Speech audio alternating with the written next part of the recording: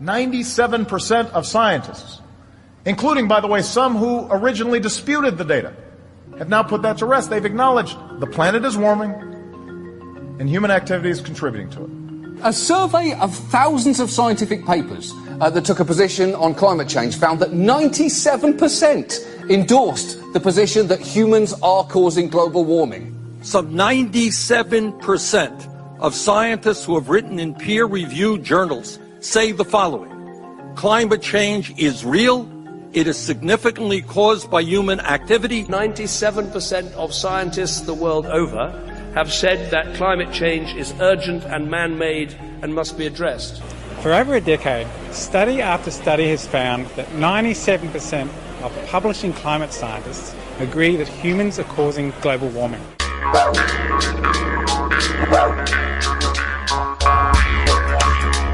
G'day guys, and welcome to Aussie English. My objective here is to teach you guys the English spoken down under. So whether you want to speak like a fair income Aussie, or you just want to understand what the flippin' hell we're on about when we're having a yarn, you've come to the right place. So sit back, grab a cuppa and enjoy Aussie English.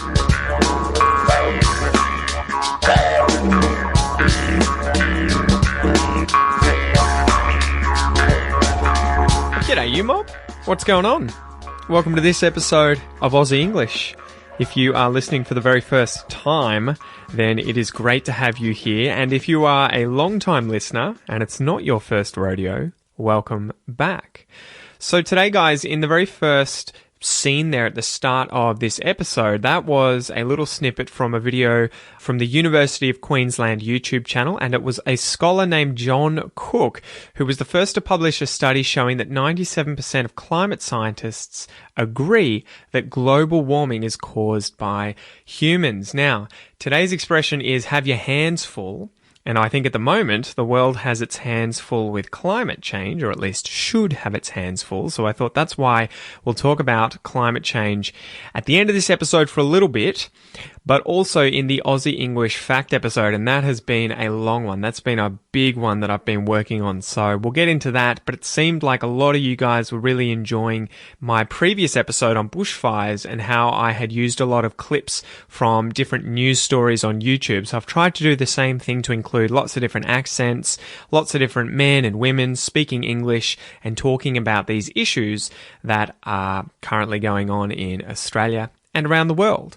Anyway, guys, before we get into it, it's been an interesting week because my father has had heart surgery. And so that's not something that happens every day. And I thought I would talk to you about it and tell you what happened. So my dad for a long time has suffered from... This is testing my memory. He's told me about the condition before, but I think it's called atrial fibrillation and arrhythmia, I think it's called, arrhythmia of the heart. So part of it is where the valve in his heart vibrates strangely, I think, and then he has the rhythm of the heart is not correct, so that the heart doesn't beat in the proper way that it should. Anyway, so I'm not sure the very minutiae, specifics, everything about the actual condition, but Dad went into the hospital a few days ago. He had tried to organise some surgery before Christmas, he hoped. They rang him up, they gave him a bell on the phone and told him, actually, we can get you in on Tuesday. I think they told him on a Friday, so he had a few days to get ready. Which was good because, you know, I'm sort of the same where I don't like to think about surgeries or, you know, public speaking, things that make you nervous for a long period of time. It's better if you kind of just get surprised and then it's over and done with. So he went in the other day, 3-hour surgery where they put some kind of catheter in your groin, in the vein there. They send a wire all the way up to your heart and they electrocute the inside of his heart so that it beats properly. And now he's feeling great. So he's all recovered, left the hospital the next morning, and is healing up. So yeah, that's been what's going on this week. All right, but let's get into today's episode. So today I want to start with an Aussie joke, guys. The Aussie joke. And I had to think, hands full, to have your hands full, that's the expression. How can I have a joke that's related to hands? So here's the joke. Teacher. If I had 7 oranges in one hand and 8 oranges in the other, what would I have? Student. big hands.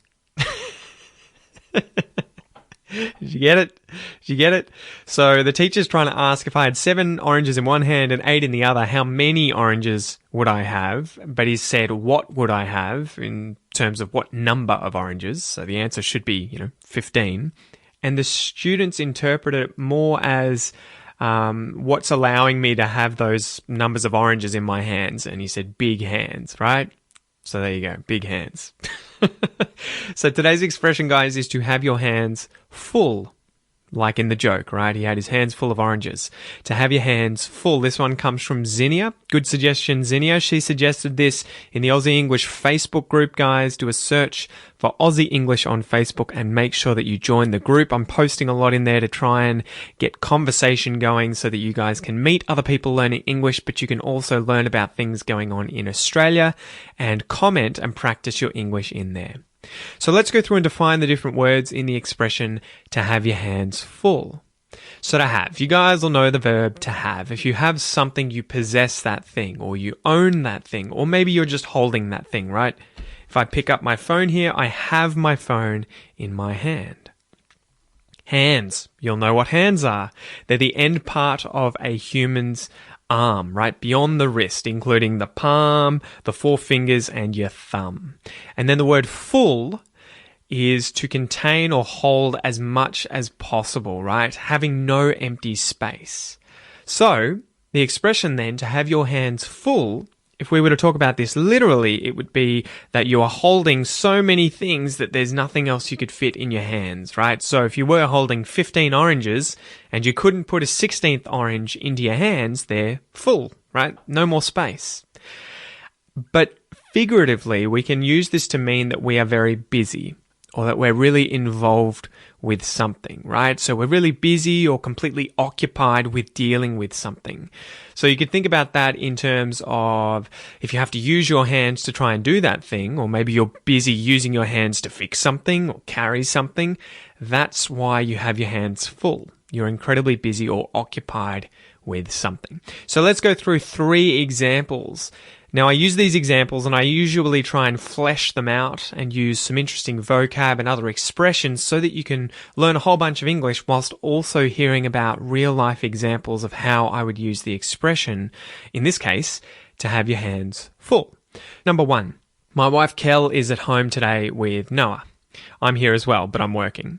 So Kel tends to do the lion's share of taking care of Noah, so she does the majority of it, whilst I'm hard at work on Aussie English every single day.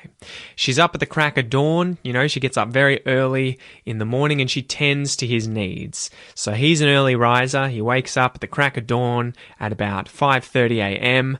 I end up sleeping in because I burn the midnight oil. I end up working late at night and go to bed at probably 12 or 1. So unfortunately, Kel goes to bed early and she gets up at the crack of dawn. So yeah, I'm up late. I'm a bit of a night owl. I love staying up late and working. I don't know, that's just how my circadian rhythm is, I guess. Anyway, Kel probably works harder than me with the amount of energy and effort that Noah requires every day. And so every time I leave the office to go and hang out with them and see what she's up to, I can see she has her hands full. She's very busy. She's very involved with taking care of Noah and making sure that he's entertained, he's looked after, he's got food. So she has her hands full. She's very busy. Example number 2. Imagine you're in Australia and you love the great outdoors. You love everything to do with the great outdoors. You love heading out into the sticks, going out into the bush, into the outback, getting away from the city, going bushwalking, going 4-wheel driving, going camping and fishing and all the rest. So one day imagine that you've gone on a road trip down the coast of Victoria to a place called Wilson's Promontory. It's a few hours drive outside of Melbourne. You've shown up there early one morning, you found your camping spot, you pitched your tent, gotten everything set up, and then you've snuck off from the family, your wife and your kids, to do a bit of fly fishing on Tidal River before lunch. Tidal River is this big river at Wilson's Prom. So no sooner do you cast out the very first line for that morning when you hook a large fish and you start trying to frantically reel that fish in. So just as you're working so hard to land this whopper of a fish, this huge fish, your kids find you. They come out of the bushes, they run up to you and they start pestering you, asking you what you're doing. Is that a fish on the line? Are you going to catch it? What are you doing, Dad? So you might turn to them and yell, something along the lines of, can't you see I've got my hands full? Just give me a sec while I try and land this fish and then we can have a yarn. Then we can have a chat, okay? Just wait a sec, kids. And just as the kids run off, your line snaps and the fish gets away. So you might cut your losses and head back for lunch. Bugger. All right, number 3. So, Steve Irwin was a national treasure in Australia. If you don't know who Steve Irwin is, you're probably under the age of about 15. So make sure you check out Steve Irwin. But so yeah, imagine you're Steve Irwin and you're out one day in far north Queensland trying to catch some crocs that are in danger, right? These crocs have been getting too close to humans, too close for comfort, and they have to be captured and moved by Steve, or else the local authorities have to put them down. They have to shoot them. They have to destroy them for public safety. So Steve sets up some large cage traps and, he baits them with some feral pig carcasses, leaves them in the water for the night, and then comes back the next day and lo and behold, he's caught some almighty huge croc in his trap. So he and his team pull the trap out of the water. They pull the crocodile out of the trap by the tail, they wrap a rope around its mouth, tie it up so that it can't bite them, and then everyone has to pile on top of the crocodile to try and control it, whilst Steve tries to tie up its legs. So imagine that Steve jumps on the head to try and get control of the crocodile, just as someone spots him, who's a massive fan and wants his autograph, and maybe a selfie. A selfie on their phone. So they might run up and say, "Oh, Steve, can I have a selfie please, mate?" And he might say, "Crikey, mate, I'd love to, but can't you see I've got my hands full at the moment? Once we've got this croc tied up and sent her on her way, I'll sort you out and give you a selfie and an autograph. But until then, I've got my hands full." So there you go, guys. Hopefully now you understand the expression to have your hands full. If you have your hands full, you're very busy or involved with something. You're very occupied with dealing with something, and that's sort of the figurative sense, but it would be that you have so many things in your hands, you can't put anything more in them, okay? So before we get into the listen and repeat exercise, guys, don't forget, if you want the premium transcripts and the MP3s and downloads for these podcast episodes, go to aussieenglish.com.au/podcast. And if you want to access over 100 different courses that go with these expression episodes, make sure that you join the Academy at aussieenglish.com.au/academy. And if you want to get my courses, my pronunciation course, my phrasal verb course, or my spoken English course, go to aussieenglish.com.au/courses. All right, so now let's get into the listen and repeat exercise, guys, where you can practice your pronunciation and speaking fluency, okay? So this is like a shadowing exercise. I'm going to say words or sentences, and I want you to say them after me, okay? Let's go. To have your, to have your hands. To have your hands full. To have your hands full. To have your hands full. To have your hands full. To have your hands full. Good job. Now, before we get into the sentence shadowing exercise here, I'm going to tell you a bit about the linked speech in there, right? The pronunciation tips and tricks in that exercise that we just went through. So, you might notice the word to, it has that good vowel sound, oo, but when we say it quickly, it's a reduced vowel sound, the schwa, right? So, instead of to, you'll hear to have your hands full. To have your hands full.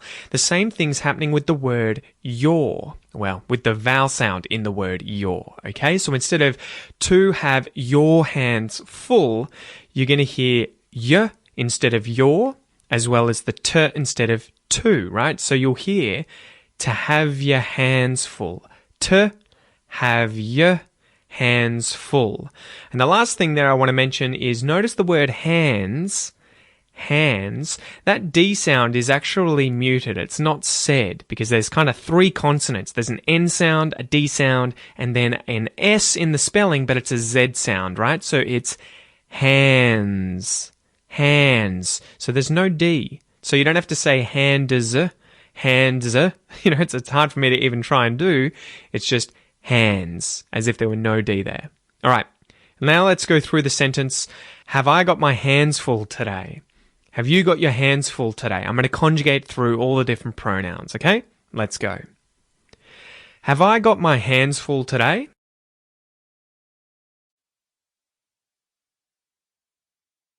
Have you got your hands full today?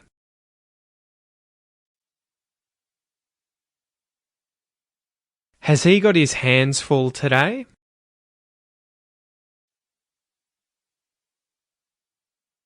Has she got her hands full today?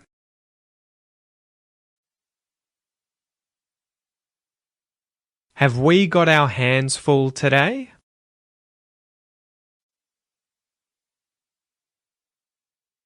Have they got their hands full today?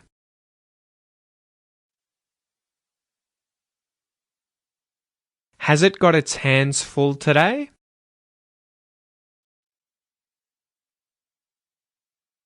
Good job, guys. So the biggest thing I want you to take away from this exercise today is the intonation of my voice. Because this is a question, you'll notice that my voice rises at the end of the sentence, right? So you'll hear, have I got my hands full today? Just pay attention to that intonation and practice that today, okay? Quite often with questions, whether they are inverted questions or just standard question sentences that haven't been inverted, we can raise the end of the sentence to make sure that the listener knows it's a question, okay? Have I got my hands full today? So just practice that intonation. Anyway, guys, before we finish up, I want to tell you that in today's Aussie English Fact episode, we'll be talking about global warming and climate change and the evidence that it's taking place and how it's impacting Australia. But before we get into that, I thought I would do a sort of little half Aussie Fact episode at the end of this episode where I wanted to talk to you about global warming, climate change, and what it means when someone says that there's scientific consensus that global warming is human caused. So often the terms global warming and climate change get mixed up. They get used interchangeably and thought of as synonyms. However, that's not the case. Both of these terms are used frequently in scientific literature and refer to two different physical phenomena. So what's the difference between climate change and global warming? Global warming refers to the long-term trend of rising average global temperatures, whereas climate change refers to the way that global climate is changing because of the increase in average global temperatures. So, for example, changes in rainfall patterns, increased droughts, heat waves, and other extreme weather events. So these two physical phenomena are related, but they're not the same thing. Global warming is the increase in temperature which underpins climate change. The experts agree that global warming is occurring and it's underpinning climate change. Australian scientist John Cook, who you heard from at the start of this episode, published a paper in 2013 where he reviewed over 4,000 different scientific papers from climate scientists and showed that over 97% of these papers indicated that global warming is largely human caused. He also then asked scientists to self-rate their own views and found that, again, 97% of climate scientists believed that global warming was largely human-caused. Since Cook's paper, at least 9 other similar papers have been published, finding between 90 to 100% of climate scientists believe that global warming is underpinned by human activity. So what does it mean when you hear the phrase scientific consensus being thrown around? In this example, you'll hear the scientific consensus is that global warming is leading to climate change and it is human-caused. So consensus, the word consensus, just means a general agreement.